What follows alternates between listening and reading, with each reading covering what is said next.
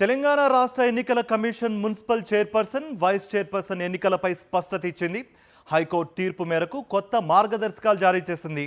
Ex officio సభ్యుల అర్హతలపై ఎన్నికల commission clarity ఇచ్చేసింది. మున్సిపల్ ప్రాంతంలో ఓటరుగా రిజిస్టర్ అయిన వారే అర్హత కలిగి ఉంటారని ఎస్ఈసి స్పష్టం చేసింది. రాజ్యసభ ఎంపీ, ఎమ్మెల్సీ కోసం కూడా ఓటర్ రిజిస్ట్రేషన్ తప్పనిసరి అని కమిషన్ పేర్కొంది. ఎన్నికల కమిషన్ ముఖ్యంగా అర్హత లేని సభ్యులకు ఓటు హక్కు ఉండదని, అర్హత లేకుండా వేసిన ఓటు చెల్లదని హైలైట్ చేసింది. రైట్, మనం బ్రేకింగ్ న్యూస్లో చూస్తున్నట్టుగా తెలంగాణ రాష్ట్ర ఎన్నికల commission municipal chairperson, vice chairman ఎన్నికలపై స్పష్టత ఇచ్చేసింది. హైకోర్టు తీర్పు మేరకు ఆ మార్గదర్శకాలు కూడా రిలీజ్ అయిపోయాయి. మరింత సమాచారాన్ని అందించడానికి మా ప్రతినిధి శేఖర్ జాయిన్ అవుతున్నారు. శేఖర్, మీ దగ్గర ఎటువంటి సమాచారం ఉంది?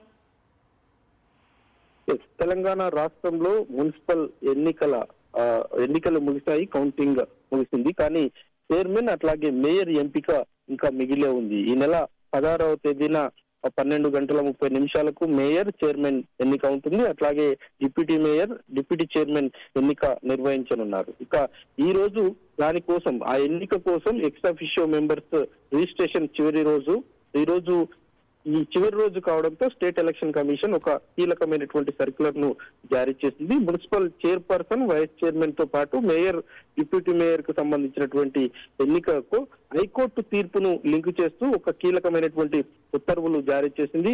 ఎక్సెప్షియో సభ్యులు అర్హత మీద ఒక క్లారిటీ కూడా ఇచ్చిందని చెప్పుకోవచ్చు. గతంలో లోక్సభ కావచ్చు, అట్లాగే ఎమ్మెల్సీ, గవర్నర్ కోట, ఎమ్మెల్యే కోట ఎమ్మెల్సీలు ఎవరైతే ఉంటారో వాళ్లకు స్టేట్ లో ఎక్కడైనా కూడా ఎక్సెప్షియో తన ఓటు హక్కును వినియోగించుకునేటువంటి అవకాశాలు ఉండేటివి. కానీ ఇప్పుడు జరగబోయేటువంటి municipal chairperson, mayor, vice chairman, deputy mayor ఎన్నికకు సంబంధించి ఎవరైతే స్థానికంగా ఉన్నటువంటి ఓటు హక్కు ఉంటుందో, ఆ కాన్స్టిట్యున్సీ పరిధిలో ఓటు హక్కు ఉంటుందో అక్కడ మాత్రమే రిజిస్ట్రేషన్ చేసుకోవడానికి అవకాశం ఉంటుంది అన్నట్లుగానే స్టేట్ ఎలక్షన్ కమిషన్ సర్క్యులర్ లో పేర్కొన్నది.